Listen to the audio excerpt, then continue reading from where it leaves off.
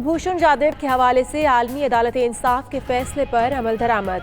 वजारत कानून व इंसाफ का इस्लामाबाद हाई कोर्ट से रुजू। हुकूमत ने फेयर ट्रायल के तकाजे पूरे करने के लिए दरख्वास्त दायर कर दी। कौमी मफाद में कुलभूषण जाधव के लिए नुमाइंदा मुकर्रर करने की इस्तदा दरख्वास्त हाल ही में जारी सदारती ऑर्डिनेंस के तहत दायर की गई।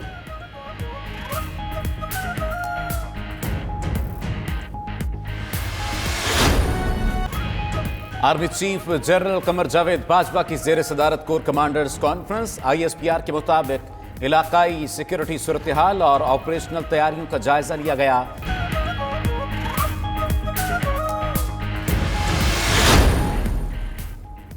यूट्यूब पर कोई चाचा तो कोई मामा बनकर बैठ जाता है। सुप्रीम कोर्ट ने यूट्यूब पर काबिल एतराज मवाद का नोटिस ले लिया। जस्टिस काजी अमीन ने रिमार्क्स दिए कि तहम्मुल का मुजाहरा कर रहे हैं, आखिर इसका अख्तिताम तो होना ही है। जस्टिस मुशीर आलम ने रिमार्क्स में कहा कि कई ममालिक में यूट्यूब बंद है, अमरीका और यूरोपीय यूनियन के खिलाफ मवाद यूट्यूब पर डालकर दिखाएं।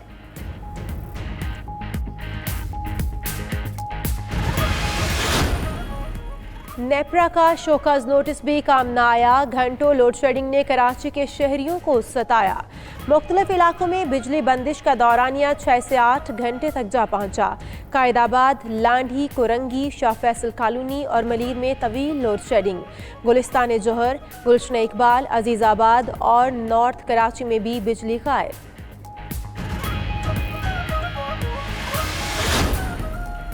सिविल एविएशन अथॉरिटी एडहाक बुनियादों पर चलने लगी।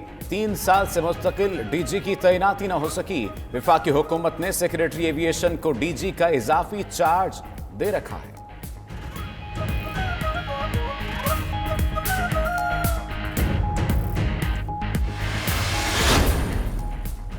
आटे की कीमतों को पर लग गए। लाहौर में चक्की का आटा 72 रुपए किलो तक पहुंच गया। फाइन आटे की 84 किलो की बोरी एक हफ्ते में 2000 रुपए महंगी। 4500 रुपए में फरोख्त होने वाली फाइन आटे की बोरी 6500 रुपए तक पहुंच गई। ओपन मार्केट में गंदम की फी मन कीमत 2300 रुपए से तजावुज कर गई।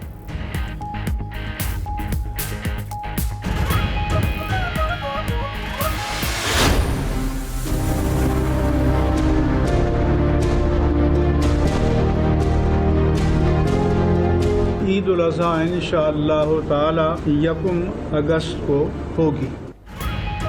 पाकिस्तान में ज़िलहज का चांद नजर नहीं आया। ईद उल अज़हा हफ्ता 1 अगस्त को मनाई जाएगी। मुल्क में बेशतर मकामात पर मतला अब्र आलूद था। कहीं से चांद देखने की शहादत नहीं मिली। मुफ्ती मुनीबुर रहमान का ऐलान। उधर वज़ीर साइंस और टेक्नोलॉजी फवाद चौधरी ने कहा कि साइंसी लिहाज से तो चांद नजर आ चुका, बादलों की वजह से दिखाई नहीं दिया। उलमा तय कर लें टेक्नोलॉजी हलाल है या हराम।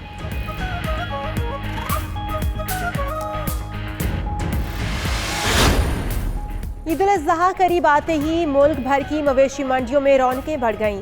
कुर्बानी के जानवर खरीदने के लिए शहरियों ने मंडियों का रुख कर लिया। उधर लाहौर की मवेशी मंडी शाहपुर कांजरा में जानवरों पर एंट्री फीस आयद। दीगर 11 मंडियां टैक्स फ्री हैं।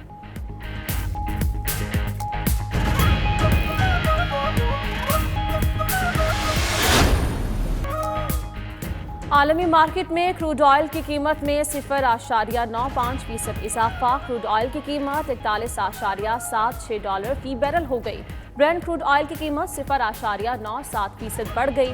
ब्रेंट क्रूड ऑयल की कीमत $44.25 फी बैरल रिकॉर्ड। उधर आलमी मार्केट में सोने की फी ऑन्स कीमत में 1.35% इजाफा। इंग्लैंड के खिलाफ टेस्ट सीरीज। एक दिन आराम के बाद कौमी टीम आज फिर डर्बीशायर में 2 रोजा ट्रेनिंग शुरू करेगी। क्रिकेट टीम दूसरा 4 रोजा इंट्रा स्क्वाड प्रैक्टिस मैच 24 जुलाई को खेलेगी।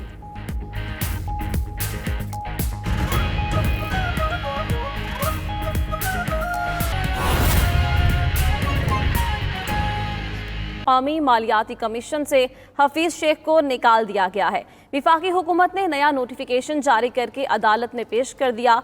मुस्लिम लीग नून की जानिब से हफीज शेख की शमूलियत को चैलेंज किया गया था। 9 मेंबरान पर मुश्तमिल नए मालियाती कमीशन का नोटिफिकेशन अदालत में पेश किया गया। कौमी मालियाती कमीशन से हफीज शेख को निकाल दिया गया। विफाकी हुकूमत ने नया नोटिफिकेशन जारी करके अदालत में पेश कर दिया है। इस पर बात करते हैं अपने नुमाइंदा फयाज महमूद से। फयाज महमूद, नए नोटिफिकेशन में क्या कहा गया है?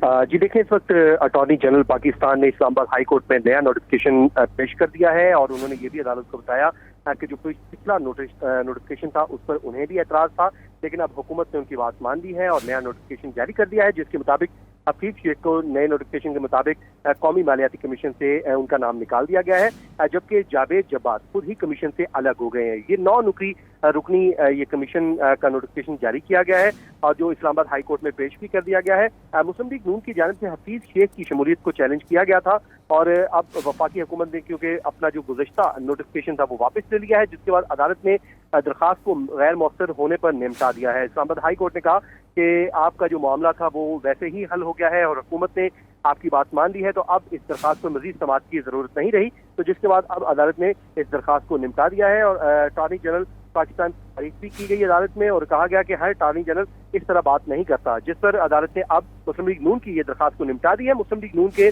जो सीनियर रहनुमा है खुर्रम दस्तगीर, उन्होंने ये अदालत से रुजू किया था और हफीज शेख की शमूलियत पर एतराज उठाया गया था, जिस पर हुकूमत ने अब उनका नाम वापस ले लिया है और नया नोटिफिकेशन जारी कर दिया है। जी बहुत शुक्रिया फयाज महमूद, आपने आगाह किया। नाजरीन, अपोजिशन जमातों ने नैब के खात्मे के लिए बिल लाने पर गौर शुरू कर दिया है। अपोजिशन जमातों ने चेयरमैन नैब के खिलाफ रेफरेंस लाने का भी इंदिया दे दिया है। ज़राए के मुताबिक अपोजिशन जमातें कानूनी माहिरीन से मुशावरत के बाद कोई हतमी फैसला करेंगी। इसी पर बात करेंगे। फ़हीम अख्तर हमारे साथ मौजूद हैं। फ़हीम, ये बताइएगा, अपोजिशन जमातें नैब के खिलाफ क्या मौक़िफ़ अपनाए हुए हैं और कानूनी माहिरीन से मुशावरत कब तक मुकम्मल हो जाएगी? देखें, जो 2 रोज पहले सुप्रीम कोर्ट ऑफ पाकिस्तान की जानिब से ख्वाजा बरादरान के हवाले से एक फैसला आया है, उसमें नैब के किरदार के ऊपर जो है वो काफ़ी शदीद तनकीद की गई है और ये कहा गया है कि इंसानी हकूक और बिलखसूस आइन के जो मामलात हैं उनको पामाल किया जा रहा है। तो इसके ऊपर अपोजिशन की जो सियासी जमातें बिलखसूस पाकिस्तान पीपल्स पार्टी और मुस्लिम लीग नून ने इस बात पर गौर शुरू कर दिया है कि नैब कानून के खात्मे के लिए पार्लियामेंट में एक ऐसा बिल लाया जाए जो नैब का जो मौजूदा कानून है उसको रिपील कर दे, और इसके अलावा अगर ये बिल नहीं लाया जाता तो फिर चेयरमैन नैब के खिलाफ सुप्रीम कोर्ट और दीगर जो आला अदालतें हैं उनके जो 1 साल के दौरान 10 फैसले आए हैं उनके किरदार के हवाले से, उनको जवाब बनाकर जुडिशल काउंसिल में जो है वो एक उनके खिलाफ रेफरेंस लाया जाए। इस सारे मामलात पर मुशावरत शुरू कर दी गई है और इम्कान ये है कि जो ईद के बाद ऑल पार्टीज कॉन्फ्रेंस होनी है अपोजिशन में, अपोजिशन जमातों की, उसके एजेंडे में भी इस मामले को शामिल किया जाएगा। जब इस हवाले से हमारी पाकिस्तान पीपल्स पार्टी के सेक्रेटरी जनरल नैयर हुसैन बुखारी से बात हुई तो उनका कहना था कि अखलाकी तौर पर चेयरमैन नैब को खुद मुसाफी हो जाना चाहिए। उनका कहना था कि chairman Peoples Party Bilawal Bhutto Zardari से मुशावरत के बाद दीगर सियासी जमातों के साथ जल्द इस हवाले से राब्ते भी शुरू किए जाएंगे और इम्कान यह है कि ईद के बाद जो APC होगी उसमें ये सारा मामला सामने लाया जाएगा और कानूनी माहिरीन से मुशावरत के बाद पार्लियामेंट हाउस में एक बिल लाया जाएगा जिसमें नैब के खात्मे के हवाले से जो है वो उसका हल की जाएगी। फ़हीम अख्तर हमें आगाह कर रहे थे, आपका शुक्रिया। सिंध की सौगात मशहूर खजूर असील पक कर तैयार हो चुके। जिला खैरपुर और सक्खर की खजूर जायके और गजाइत में लाजवाब है। सक्खर से इसी पर रिपोर्ट कर रहे हैं सज्जाद अली।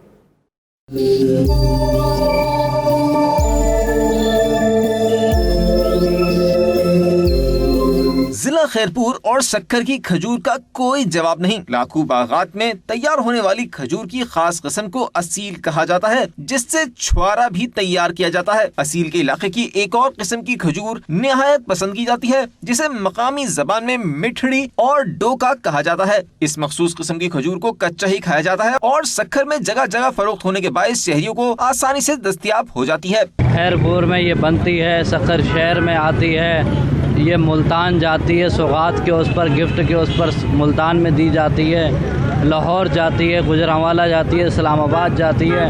पूरे पाकिस्तान में खजूर तकसीम होती है। ये सिंध से कहा जाता है खजूर मुकम्मल ग़िज़ा है और मिठड़ी का डोका न सिर्फ सक्खर बल्कि पूरे मुल्क में लोग अपने प्यारों को सौगात के तौर पर भेजते हैं। कैमरा टीम के साथ सज्जाद अली, 92 न्यूज़, सक्खर।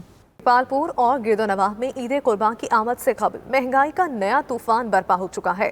सब्जियों और फलों की कीमतों में होशरुबा इजाफा देखा जा रहा है। सब्ज मसाला जात गरीबों की कुव्वत खरीद से बाहर हो गए हैं। मजीद जानते हैं 92 न्यूज़ के नुमाइंदे इरफान मुनीर से। इरफान मुनीर, बताइए इस हवाले से।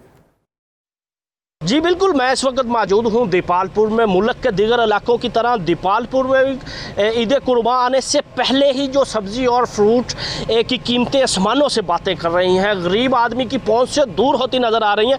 ख़ास तौर पर जो बकरा ईद में जो मसाला जात इस्तेमाल होते हैं, जिसमें प्याज है, टमाटर है, हरी मिर्च है, नींबू, धनिया वगैरह, उनकी कीमतें तो गरीब आदमी की पहुँच से दूर होती जा रही हैं। गरीब आदमियों ने मुतालबा किया है कि दीपालपुर की जो इंतज़ामिया है उसको चाहिए कि इधर प्राइस कंट्रोल मजिस्ट्रेट मार्केट में नज़र आना चाहिए और जो लोग गवर्नमेंट के रेट के से ज़्यादा जो फ़रोख्त कर रहे हैं उनको जुर्माना भी होना चाहिए और उनके दुकानें सील भी होना चाहिए, ताकि इसमें कोई कमी आ सके और ये गरीब आदमी भी ये ईद की खुशियों में शामिल हो सके। जी।